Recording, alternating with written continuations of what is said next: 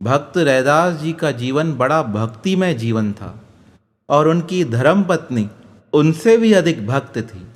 एक दिन दोनों पति पत्नी अपने घर बैठे विश्राम कर रहे थे। तभी एक संतों की मंडली रैदास भगत जी के घर पर आ गई। संतों को देखकर प्रभुता जी और रैदास जी बड़े प्रसन्न हो गए। वह उन संतों को अपने घर लेकर आए।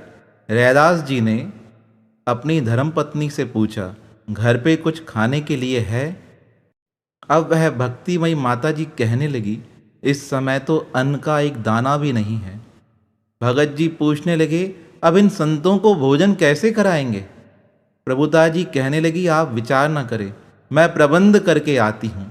और ऐसा कहकर प्रभुता जी अपने घर से निकली और अपने सासू माँ के घर आई। अपने सास के घर आकर प्रभुता जी ने सास से कहा, माता जी, आज मुझे आपसे एक काम है। प्रभुता जी को देखकर रैदास जी की माता सोचने लगी, वैसे तो कभी मैंने इनकी सहायता की नहीं है। आज मजबूरी में मेरी बहू मेरे पास चलकर आई है, तो मेरा फर्ज बनता है मैं कुछ ना कुछ तो मदद करूं।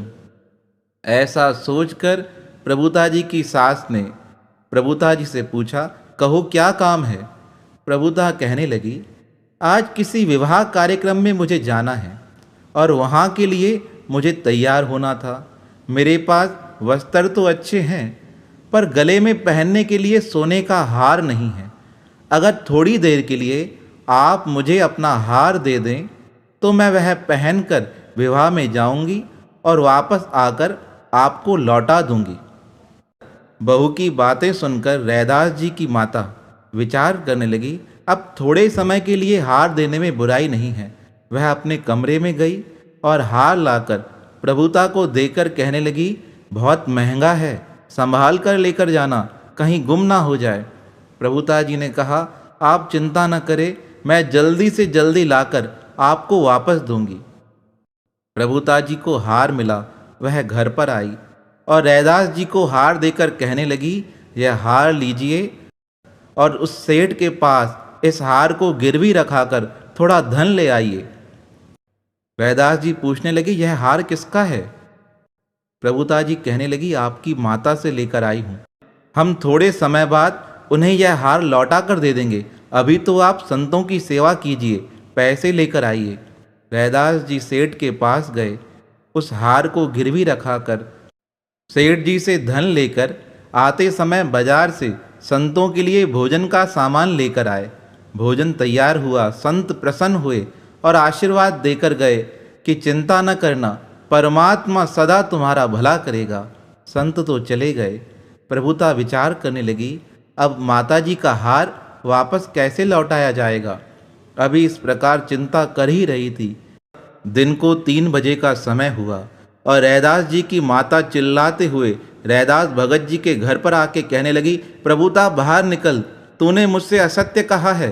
तूने कहा मैं विवाह में जाऊंगी, पर तूने मेरा हार लाकर गिरवी रखा दिया है। मुझे उस सेठ ने बताया कि आपका हार आज मेरे दुकान पर आया था। तूने मेरा हार गिरवी रखाया है, जल्दी मुझे पैसे दे, या तो मुझे वह हार वापस ला कर दे। भगत रैदास जी भगते हुए माँ के चरणों में प्रणाम करने आए। अपने पैरों को हटाते हुए कहने लगी, तू तो बड़ा भगत बनता है और असत्य बोला है। अपनी पत्नी को मेरे घर भेजा कि हार लेकर आए, थोड़ी देर विवाह के कार्यक्रम में जाना है, और तुम दोनों ने मिलकर मेरे हार को गिरवी रखा दिया है। अब जल्दी से मेरा हार लेकर आओ। रैदास जी अपनी माता से कहने लगे, मुझे 2 दिन का समय दो, मैं आपका हार वापस कर दूंगा। माता जी रुष्ट होकर कहने लगी, जब तक हार वापस नहीं आता तब तक मैं प्रभुता को अपने घर लेकर जाऊंगी और इसे खंबे से बांधकर इसकी पिटाई करूंगी। जब हार वापस मिलेगा तब तुम इसे वापस अपने घर ले आना। अब प्रभुता का हाथ पकड़कर उनकी सासू माँ अपने घर ले आई। बहुत क्रोधित थी। क्रोध में आकर उसने प्रभुता जी को खंबे से बांध दिया। रस्सी बड़ी मोटी थी। वह रस्सी तो पहले ही प्रभुता जी को पीड़ा दे रही थी। उससे अधिक रैदास जी की माँ क्रोधित हो प्रभुता जी को बड़े जोर से डंडों से मारने लगी। कहने लगी, तूने असत्य बोला है। तू आई थी मेरे पास यह कहने कि मुझे विवाह में जाना है और तूने मेरा हार ही बेच दिया, मेरे हार को गिरवी रखा दिया। देखती हूँ तेरा पति वह हार कैसे लेकर आता है। भगवान का भक्त अगर पीड़ा पाए तो भगवान से सहा नहीं जाता है।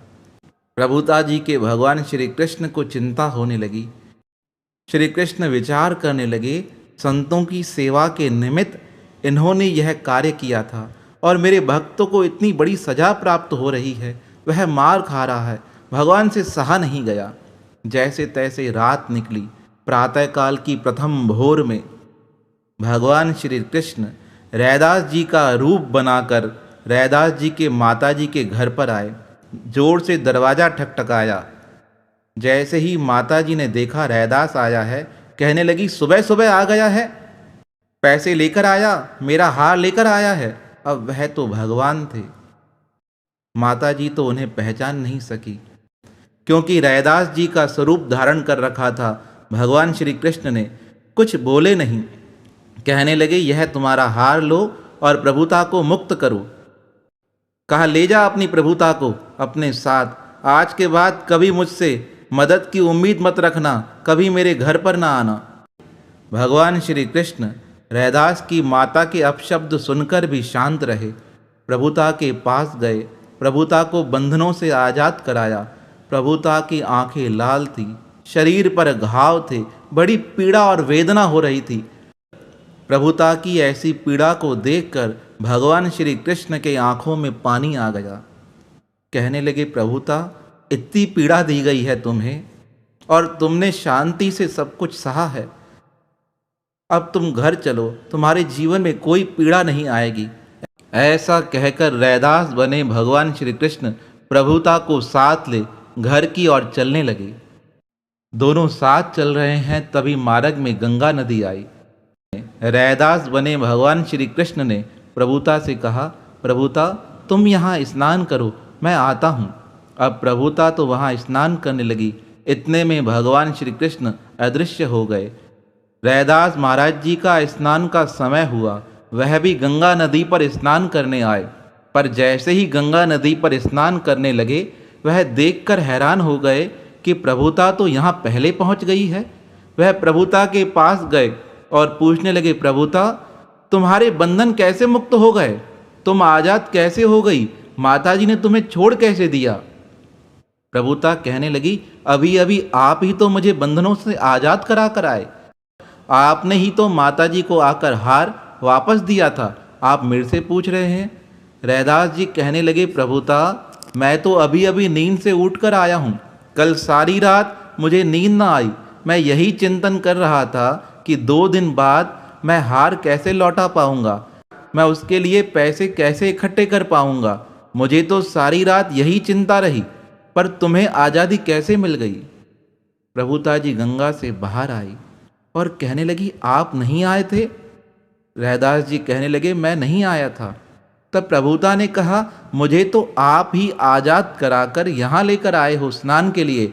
अभी आपने ही कहा मैं होकर आता हूँ, उसके बाद आप पुनः लौट कर आए हैं, तो आपको कुछ याद ही नहीं। जब प्रभुता ने इस प्रकार सारी बात बताई तो रैदास जी रोकर कहने लगे, प्रभुता, मेरा रूप बनाकर तुम्हारे भगवान श्री कृष्ण तुम्हें आज़ाद कराने आए थे। आज हम दोनों के लिए परमात्मा को कितना कष्ट सहना पड़ा है। उन्होंने मेरी माताजी के अपशब्द भी सहे। वह परमात्मा कितने दयालु हैं प्रभुता। आज वही तुम्हें बंधनों से आज़ाद कराकर मेरे पास पुनः लेकर आए हैं। ऐसा कहकर वह दोनों भगत बड़े जोर से रोने लगे। तो अपने भक्तों की रक्षा देखिए परमात्मा ने किस प्रकार की। आपके यह प्रसंग ही तो भक्तों के मन के विश्वास को बढ़ाने वाले होते हैं। इनसे ही तो प्रेरणा मिलती है कि परमात्मा पर विश्वास करना चाहिए और परमात्मा जो करता है वह हमारे भले के लिए होता है। तो भगवान श्री कृष्ण कितने दयालु हैं ना। उनकी शरण में रहने से सारे कष्ट दूर हो जाते हैं। तो ऐसे भक्त वसल भगवान के पावन श्री चरणों में हमारा बारंबार प्रणाम है, प्रणाम है, प्रणाम है।